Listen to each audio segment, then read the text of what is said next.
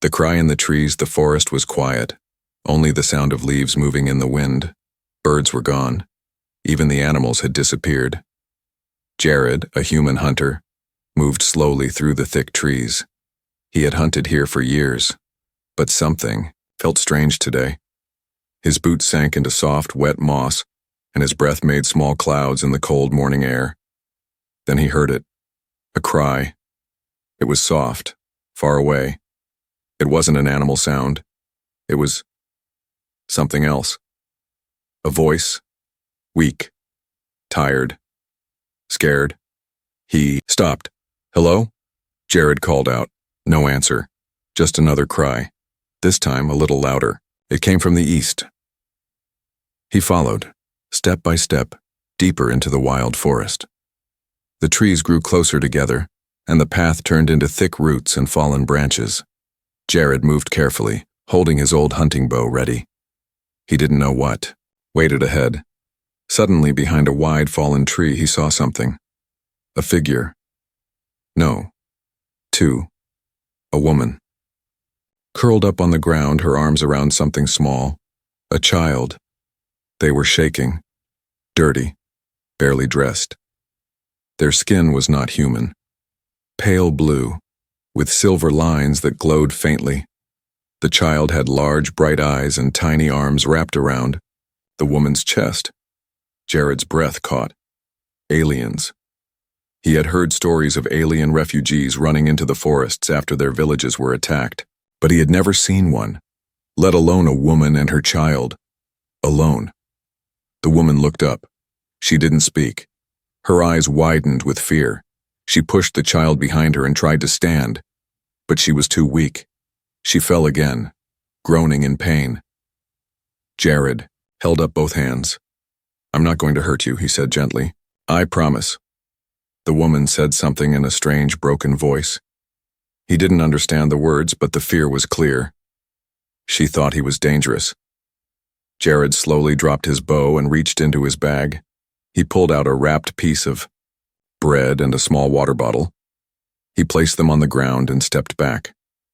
The woman didn't move, but the child peeked from behind her and looked at the food. Hunger filled its eyes. Its little hand tugged at the woman's arm. The woman whispered something. Then slowly she reached forward and took the food. Her hands were shaking.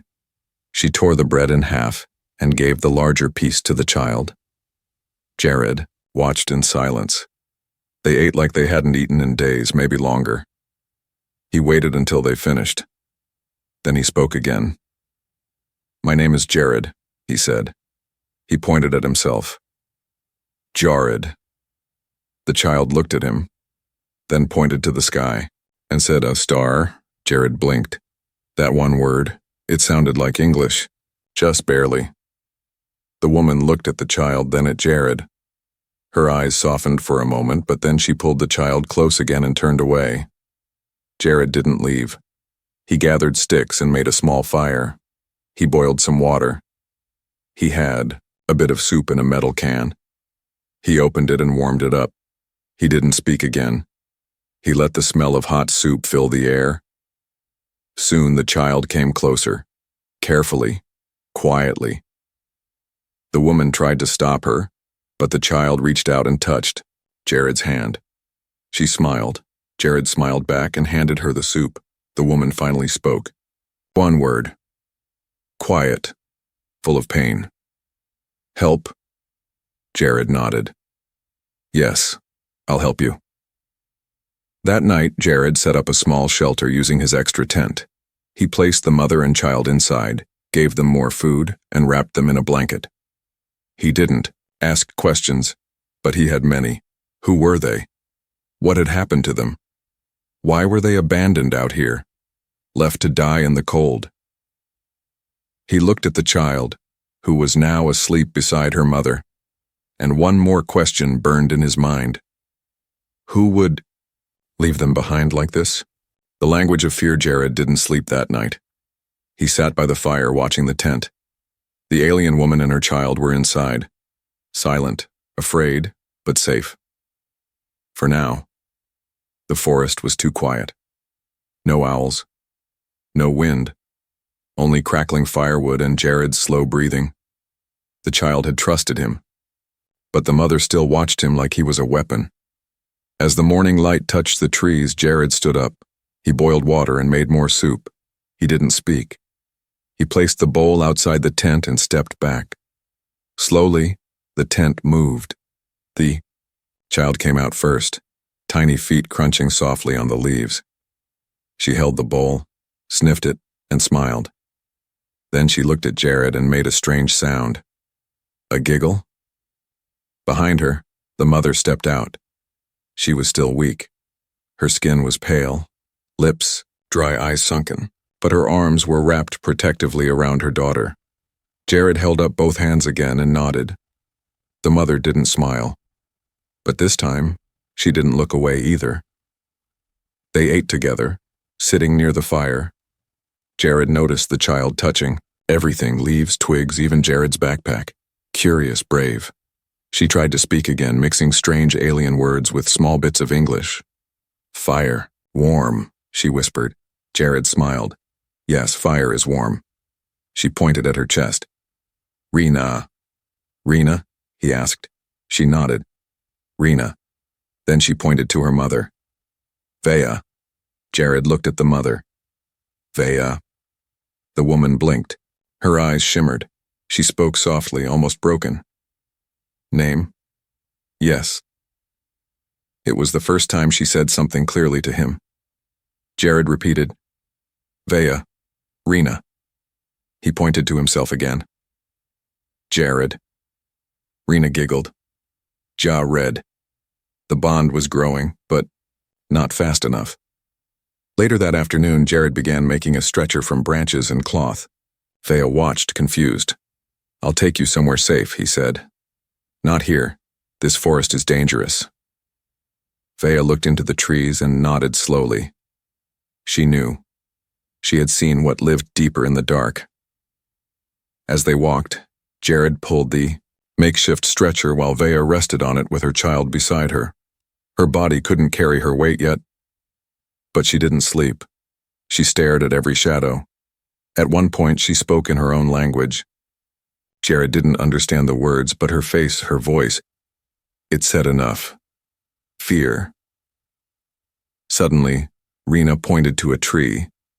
Symbols, carved into the bark. Alien marks, glowing faint red. Jared stepped closer. The marks were old, but not that old. Maybe a week. Vea whispered one word. Her voice shook. Hunt. Jared felt his heart race. Someone's hunting you, he asked. She nodded. More come. Always come. Jared gripped his knife. Not beasts. Not random monsters. People. Aliens. Maybe even soldiers. Someone was chasing them, and they were getting closer. That night, Jared found a hidden spot near a stream and set up camp again.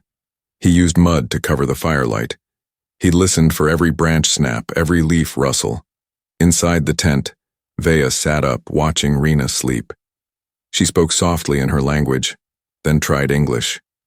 You, good. Jared was surprised. She looked at him, eyes full of pain. Others, not good. What happened? He asked. Vea touched her arm where faint scars ran down the skin. Taken, she whispered. Sold. Jared clenched his jaw. She pointed to Rena. Keep safe, please. He nodded. I will. She looked at him long and deep as if trying to see his soul. Then she said something that made Jared freeze. You stay? He blinked. Stay? She nodded. Not leave. Not like others. Jared looked at her, at the fear, the tears, and the strength she had left. I won't leave, he said. You're not alone anymore. Outside the tent, a branch cracked. Jared turned sharply. His hand reached for his bow, but when he stepped out, there was nothing, just trees, and the silence watching him. The burned village. The next morning, the forest felt colder. Jared had barely slept. He checked the area again. No tracks, no sounds, but his gut told him, Someone had been nearby last night. Vea sat quietly, brushing Rena's tangled hair with her fingers.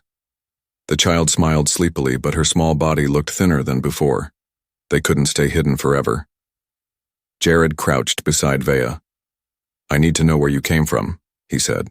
"Where your home was." Vea stayed silent for a moment. Then slowly she drew lines in the dirt. Shapes, turns, and symbols. It looked like a map. Jared pointed. "This way?" She nodded. So they packed up the tent. Jared lifted the child on his back with a soft blanket. Vea leaned on a carved stick he made for her. The three of them walked through the forest for hours. At first it was peaceful. Then the trees started to change. Bark was torn. Branches cracked. The air smelled of smoke, old, dry smoke that had soaked into the earth. Birds didn't sing here, even the wind had stopped. Jared stepped over a broken fence. That's when he saw it. A village, or what was left of one. Small homes made of stone and glowing metal stood half-burned, walls blackened with ash.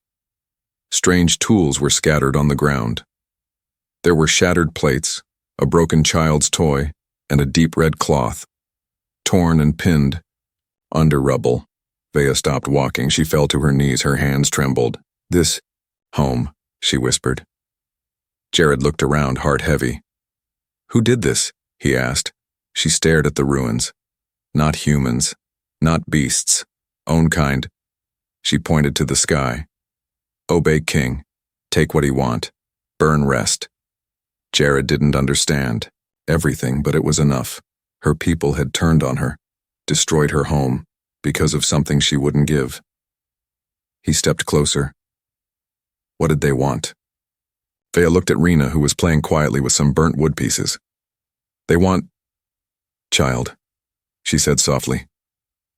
Jared's eyes widened. "Why?" "Father. Gone," she said. "King need heir. My child. Special blood." Jared felt like the air had been knocked out of him. They weren't just hunting her, they were hunting Rena. That's why Vea had been banished.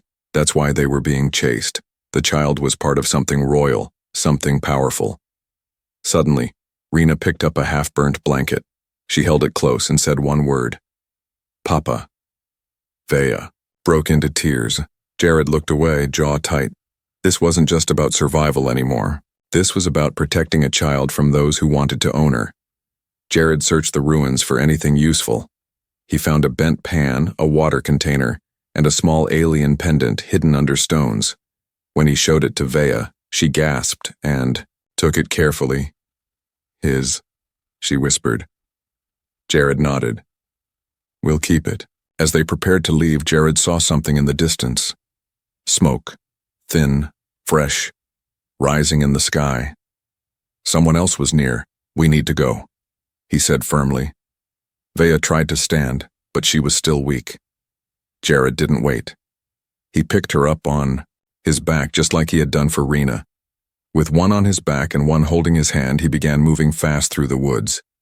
Behind them, the wind shifted, and a voice echoed faintly through the trees. "Find the child." Jared didn't stop running. The hunters become the hunted. Jared ran. The forest blurred around him. Trees, roots, cold wind slicing his face. On his back, Vea clung tightly, silent but shaking.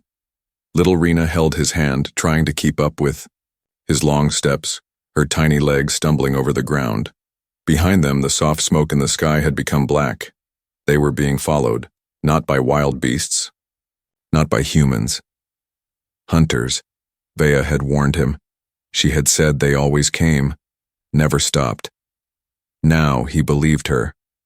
They moved fast through the woods. Jared didn't speak.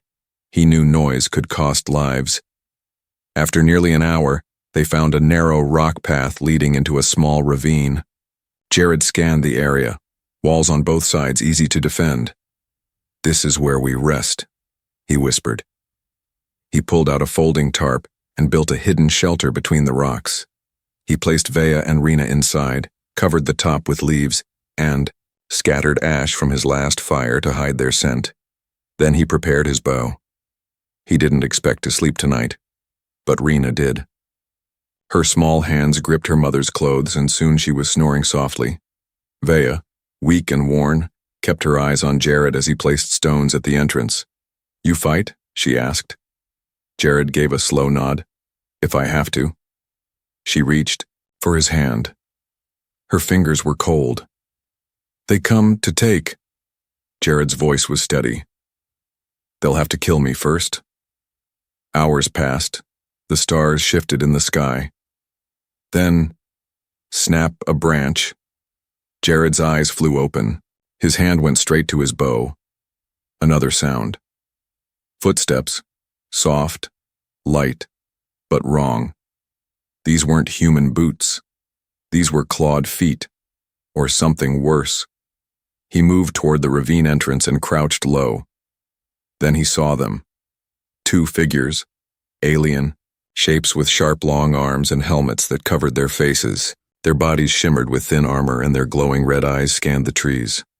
One of them sniffed the air. The other growled in a strange tongue. Jared didn't understand the words, but he understood the meaning. They were close.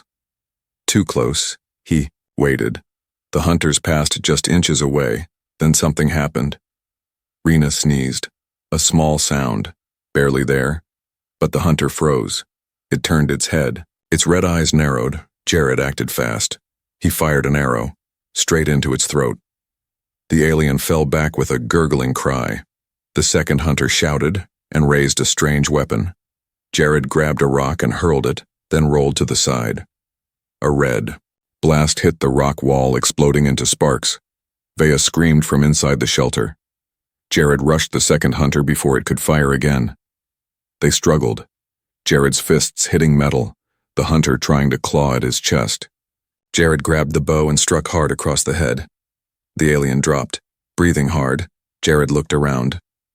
Quiet again. He dragged both bodies far from the shelter and buried them with broken branches. He returned to find Vea holding Rena, both shaking, but safe. "I told you," he said. "They'll have to go through me." Vea looked at the wound on his arm. "You bleed. For us." Jared shrugged. "Better me than the child." She touched the scratch gently, then whispered something in her own language. A prayer? A blessing? Jared didn't know, but he felt it. Later that night, Rena crawled into Jared's lap and fell asleep there. He didn't move. He kept his eyes on the entrance bow ready. Vea sat close, watching him quietly. "You... different," she said. Jared raised an eyebrow. "Different how?" She looked up at the stars. "Other humans. Take, hurt, use. But you..." She paused. "You protect." Jared looked down at the child sleeping on his chest. "I'm not a hero, just a man who couldn't walk away." She smiled softly. Her eyes shimmered. "That is hero." They stayed, like that, listening to the quiet forest, waiting for the next move. But one thing was clear now. The hunters were getting closer, and next time, there would be more. The story. She never told by sunrise the rain had started. It wasn't heavy, but cold. Cold enough to make bones ache. Jared wrapped Rena in his coat and placed her between two thick blankets. She shivered but smiled, safe in the warmth. Vea sat by the fire, her hands close to the flames but not touching. She stared into them, eyes hollow, face pale, lost in thoughts that refused to leave. Jared handed her a cup of hot broth. She took it slowly. "You need to eat more," he said. Vea didn't speak. She looked at the cup, then at Rena, then back into the fire. Jared sat across from her. "You've protected her well, but you're hurting too." Her lips trembled, but she stayed silent. Then suddenly she spoke. Her voice was soft, cracked but steady. She was born under a red moon. Jared leaned forward. It was the first time she had started a story on her own. Red moon is rare. Special for our kind, she continued. Only one child born under red moon every 100 cycles. Jared listened. She was chosen. The royal blood in her comes from her father. But she also carries my strength. I was not just a villager. What were you? Jared asked gently. Vea looked him in the eyes. I was captain of the royal guard. Jared blinked. He didn't expect that. I served the crown, I fought in wars, I kept the king's family safe until the king wanted my child. Jared's voice dropped. Your child? She nodded. The king's only son, Rena's father, was sent to fight off-world. He died, no body returned. The king was left with no heir. When he found out I carried the child, he sent me a message. What kind of message? Vea's voice broke. Give the child or die. Jared looked at Rena, still sleeping, her tiny chest rising and falling. I ran, Vea whispered. I ran into the wild with nothing. My people turned on me, said I was cursed, said I brought danger. Jared's hands tightened into fists. All I ever wanted, she continued, was to raise her in peace, far from crowns and far from blood. And now they hunt you, Jared said softly. She nodded. Always. There was silence. Only the sound of rain. Then she said something Jared didn't expect. I never asked your name. He chuckled. Jared? She smiled. Thank you, Jared. He nodded. You don't need to thank me, you just need to survive. She looked down at her daughter. She's the last of her bloodline, but I don't want her to grow up in fear. I want her to laugh, to dance, to live. Jared stood. Then we'll make sure she does. That night they stayed inside a hidden cave. Jared had covered the entrance with leaves and stones. No light could be seen from outside. Rena played with a small wooden figure Jared carved for her. She gave it a name. Tiny. Papa. Vea watched, her heart full of emotion. She turned to Jared. Why help us? She asked. You could have left. Jared looked away for a moment, then answered. When I was a boy, I lost my sister.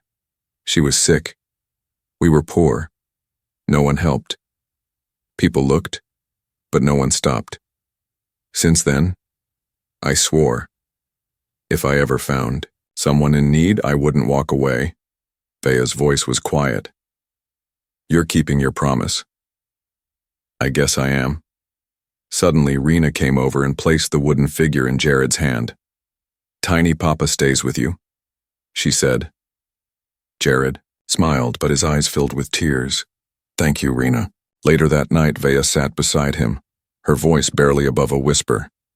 If I don't make it, if something happens to me, please protect her.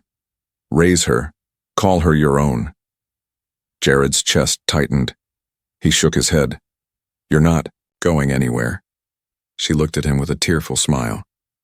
You already love her like she's yours. Jared placed a hand on hers. She's not just yours anymore. She's ours. And I'm not letting anything happen to either of you. Outside, the rain stopped, but far off in the woods, there was a howl, a call, not from beasts, but from something worse. The ones who wanted Rena had found their trail again. The last arrow. The cave was silent, but Jared was already awake. His eyes stared at the darkness beyond the leaves that covered the cave entrance. His instincts were sharp now. Every bird that stopped singing, every leaf that crunched too early, every breeze that stopped too soon. He noticed it all. He knew what it meant. They were coming. Vea stirred beside him. Rena was still asleep, her head resting on a bundle of soft moss hugging her wooden tiny Papa toy. Jared touched Vea's arm and whispered, It's time. She didn't ask what he meant. She just nodded and sat up slowly, tightening the wraps around her daughter. He grabbed his bow. But this time, only one arrow remained. The rest were broken in the last fight. Supplies were low, no backup, no traps, just them. Jared looked down at the single arrow in his hand. Dark wood, sharp point, perfectly straight. One shot. One chance. He motioned for Vea and Rena to move deeper into the cave's back tunnel. He had explored it before. It led to a narrow split in the rocks, just wide enough for them to escape. "I'll hold them here," Jared said. "No," Vea replied. "We fight together." He looked at her. Her eyes were no longer full of fear, they were focused. Cold, warrior eyes. She stood, pulling a hidden blade from the folds of her cloth. "I was a royal guard," she said. "I remember how to fight." Jared gave a small nod. Outside leaves rustled, shadows moved, then a voice. Rough, alien, familiar from the village ruins. "Give us the girl." Jared stepped forward, bow raised. "Come take her." A silence followed. Then came the attack. 3 figures burst through the leaves, tall, armored, sharp-clawed. Their eyes glowed red, weapons in hand. No mercy, no hesitation. Jared fired. 1 arrow, straight. True. The first alien fell with a howl, the arrow buried deep in its neck. But 2 more came. Jared dropped the bow, pulled out a knife, and met the second attacker head-on. Blades clashed. Sparks flew. Jared ducked, swung, and stabbed, cutting through the armor's weak spot. The alien staggered but didn't fall. Behind him, Vea spun like a storm. She blocked a blow aimed at Jared's back and slashed upward, slicing into the third enemy's arm. They fought like one, back to back, breath to breath. The cave shook with growls and firelight. Then the second alien lunged, its weapon slashed Jared's side. He gasped and dropped to 1 knee. Pain shot through him like fire. Blood soaked his shirt. But before the alien could strike again, Vea screamed. She rushed forward and stabbed with all her strength. The blade sank deep into the alien's chest. It fell with a crash. Only 1 enemy remained, wounded but still dangerous. It turned, saw Rena at the far end of the cave tunnel, and sprinted toward her. "No!" Vea cried. But Jared was already moving, bleeding, hurt. Slower than before. He threw his knife. It missed. The alien reached Rena and froze. Rena stood there, holding the wooden toy in front of her like a shield. The alien blinked, confused. That hesitation was enough. Vea tackled the creature from behind, slammed it into the rock wall, and grabbed Jared's fallen knife. With a single final strike, she ended it. Silence returned. Only heavy breathing remained. Jared collapsed to the floor. Vea rushed to him. "Stay with me." He smiled weakly. "You said, we fight together." She laughed through tears. "Foolish human." Rena ran to them, her arms wrapping around Jared's neck. "You okay, Tiny Papa?" Jared nodded. "I will be." Later that night, Jared lay against the cave wall, his wound wrapped in cloth. Vea sat beside him, holding Rena in her arms. "We survived," she said softly. "For now," Jared replied. "You saved her. She saved me too." They looked at each other, not as strangers, not as alien and human, but as something closer, something unspoken. Then Vea whispered, "We are alive because of your last arrow." Jared shook his head. "No, not because of an arrow. Because we didn't give up." A new family in the wild 3 days had passed since the final fight in the cave. The forest was quiet again. No more red eyes in the dark, no footsteps behind them. The hunters were gone, for now. Jared's wounds were healing slowly. Vea checked them each morning using herbs she crushed with stones. She had once been a soldier. Now she was learning how to be a healer too. Rena played nearby, chasing butterflies with laughter in her voice. A sound Jared had never heard from her before. It was beautiful. For the first time in weeks, she wasn't hiding, she wasn't afraid. She was simply a child. Jared sat on a fallen log, carving wood with a small knife. His hands moved slowly, shaping a new toy for Rena. This one looked like Vea. The alien woman sat across from him, gently weaving leaves into something like a mat.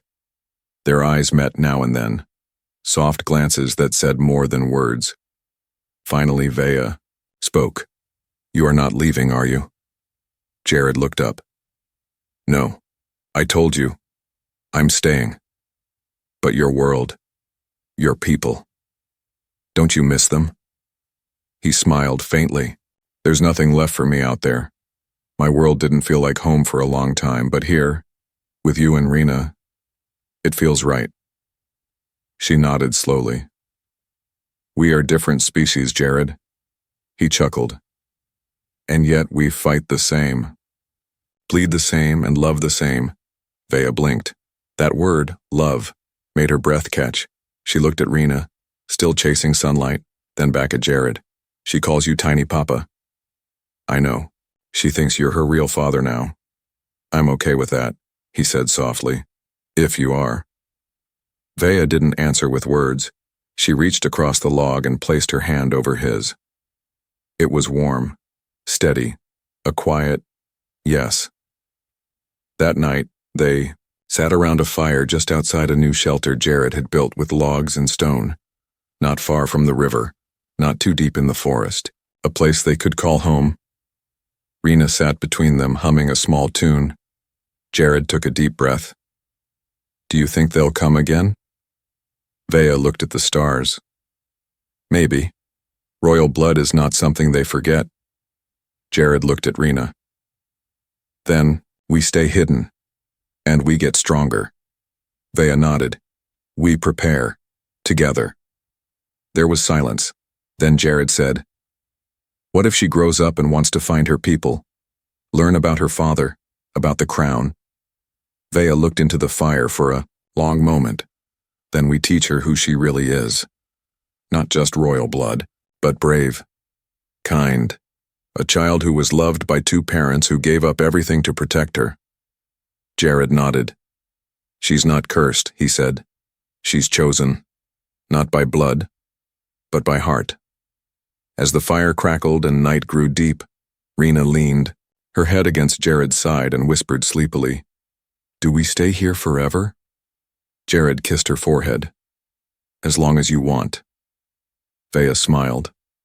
We may not have gold, but we have peace. And family, Jared added. The next morning, birds returned to the trees. For the first time, Vea stepped out of the shelter not as a runaway, but as a mother with a home. Jared stood beside her, and little Rena ran ahead, her laughter echoing through the forest like sunlight breaking through clouds. They had no titles, no crown, no riches. But in the heart of the wild forest, they had something stronger. A new beginning, a new name, a new family, and from that day forward no one dared call them abandoned. They were survivors, together, forever.